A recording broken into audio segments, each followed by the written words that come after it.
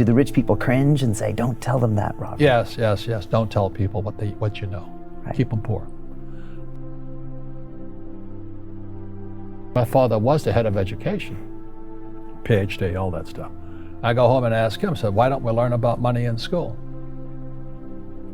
And he looked at me and says, because the government doesn't let us teach that subject. The government tells us what we can teach and what we can't teach. And I thought that was strange. And I said, but aren't we going to school to learn about money? He says, no, your job is to get a job. I said, but you get a job to earn money. He goes, no, you're supposed to just get a job. I went, no. Isn't the purpose of a job to earn money? He goes, you're correct. I said, so why don't I just learn about money? I can skip the job part, you know? And he got flustered and he said, if you want to learn about money, why don't you ask your best friend's father about money? And I said, why? That's Mike. So why ask him? He says, because Mike's father is an entrepreneur.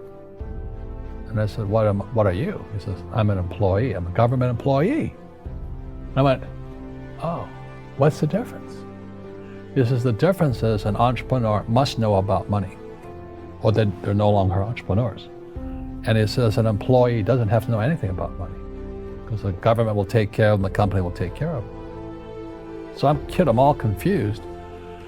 But I took my dad's advice and I trundled over to Mike's father's office and knocked on his door and I said, hey, I'm here, 9 years old. Teach me about money. He says, beat it, kid, you know. But that's where the story of Rich Dad, Poor Dad started. And finally, through persistence, my rich dad started teaching me about money on one condition.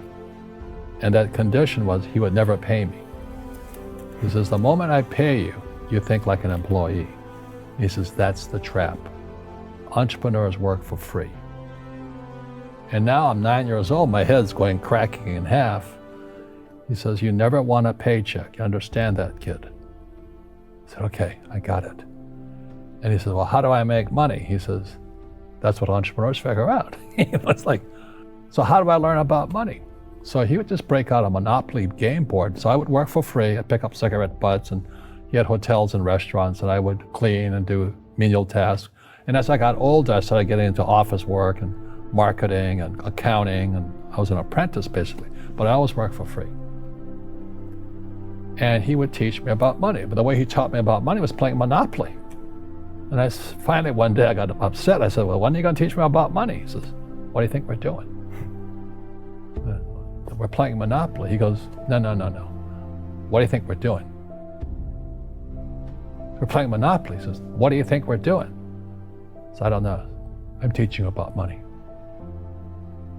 And then that's when, you have one green house. He says, there's many formulas for great success in money. There's thousands of them, but one of the best ones found on the game of Monopoly. It still is today. 4 green houses, 1 red hotel. I said, what? He says, one of the greatest ways to acquire great wealth is playing Monopoly in real life. 4 green houses, 1 red hotel. Well, is that all there is? He goes, that's it. And he says, what do you think I'm doing? And I went, I don't know. So then he took me out and he showed me his greenhouses. And 10 years later, when I was 19, I was now in school in New York, and I come back to Hawaii, and Rich Dad had bought the biggest piece of land smack dab in the middle of Waikiki Beach. And when you go to Waikiki Beach today, you'll see the Hyatt Regency Hotel. That was his hotel. Just like the game of Monopoly. Just like the game of Monopoly. Acquired assets and they became bigger assets. He just kept what's called an assemblage, because that property wasn't that big at that time. So he had to buy out all the small guys, because Waikiki was a little dirtwater little town. So he'd buy out this shop owner and buy that shop owner. And it took him a while, but he finally assembled this large piece of property. And then he and Hyatt put up this giant hotel. It just sold for $800 million. So that's how I learned about money. I've had financial crashes. I've had people stab me in the back, but they're all good because I grow from it. That's spirituality. Right. People who are afraid of making mistakes, like they teach in school, they don't ever grow. Because spirituality is there's good and there's bad, there's right and there's wrong, there's up and there's down. Most people only want to be right. They only want to be positive. Well, you can't have that. That's not reality. I wasn't poor by most people's standards, but I came from a family with a poor attitude, if you know what I mean. Because rich, poor, middle class, poverty starts with a fundamental attitude. Poverty is passed on. It's taught in your families. And middle class is taught in families. And so the people right now who are sitting at home, who are struggling financially or worried about money or unhappy, they may be making a lot of money, but unhappy with what they're doing, it was probably taught to you. You know, your superego was taught, get a job, work hard, or you'll never be rich, or the rich are evil, or whatever. The school system will never teach you about money. The school system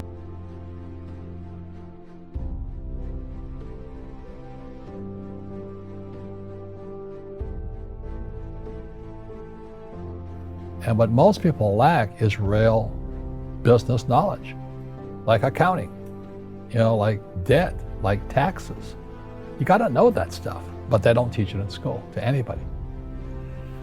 So, and then when people ask me, how did your rich dad learn this when your poor dad, a PhD, didn't?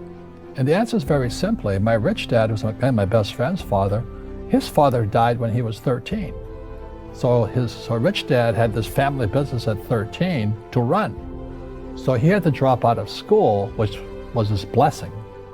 There's blessings, and sometimes the blessing doesn't look like a blessing, but it turned out to be a blessing. And then his teachers became his bookkeeper, his accountant, his attorney, his banker, his real estate agents. So he has what I call real teachers, not these fake teachers in school. You see, most teachers in school, they're out of ethics. They teach subjects they themselves don't practice. I asked the teacher, I said, I'm in my third year of calculus now. It was called strength of materials. I said, am I ever going to use this stuff? He goes, no. I said, why do you teach it? He says, because I get paid. I said, do you ever use it? He goes, no. And that's why, you have to, in life, one of the things I suggest to people, you got to find a real teacher versus a fake teacher. And a fake teacher is somebody who doesn't do what they teach. And a real teacher is doing what they teach every day. So my accountants, my attorneys, they're in it every single day. And that's how I learn, because every day I'm solving problems in my business. So I have accountants and attorneys and bankers and all these people on speed dial because I'm solving problems with my team. I see you giving this knowledge out, and yeah. Do the rich people cringe and say, don't tell them that, Robert? Yes. Don't tell people what you know. Right. Keep them poor. But, unfortunately, the poor, as was in the Bible, I'm not real religious, the poor will always be amongst us because it starts up here. Right, it's that fear mentality. It's in their words, and the words become flesh. Again, I'm not really religious. I flunked out of Sunday school also. But when they say I can't afford it or I can't do that, they go down. They become what they say. My PhD dad, he says, what do you think I am, made of money? I can't afford that. And my rich dad would say, that's why he's poor. Poor people say, I can't afford it, I can't do that, I don't have time. Because it's an escape. It's an escape, you know what I mean? It's easy to say, I can't afford it. Oh, I'm too tired. Oh, I can't go to the gym. And your rich dad used to say what instead of, I can't afford it? How can I afford it? How can I do that? What would it take, or why should I do that? He says that a question opens the mind, a statement closes the mind. See, when you say, I can't afford it, your mind shuts down, and you become what you say. And until you change your mindset, Correct. Money won't help you, right? Correct. And we see that with people that win the lottery, people that make more money, they still have the same problem. Right. Because they have that poor man's soul. But the thing is that we become creatures of our own habits. And until we break the habit, we don't change.